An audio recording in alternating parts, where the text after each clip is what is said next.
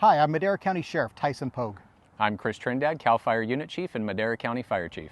And we want to talk to you about fireworks and the new steps we've taken in Madera County to protect lives, property, and first responders. The risks are real, and so are the consequences. This year, we're working together to ensure that celebrations don't end in tragedy. Madera County's adopted a new firework ordinance to better protect our communities. The fines for illegal fireworks are now significantly higher. Here's what you need to know. A first offense carries a $1,000 fine.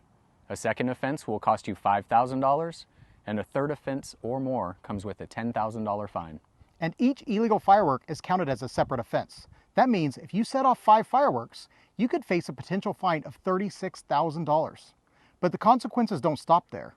If your actions cause a fire that causes a serious injury or kills someone, you could face potential felony charges, including manslaughter. Under this ordinance, property owners can also be cited if illegal fireworks are used on their property, even if they weren't the ones lighting them. We want everyone to enjoy the holiday, but do it safely and do it legally. If you choose to use fireworks this year, know the law, follow it, and help us keep Madera County safe.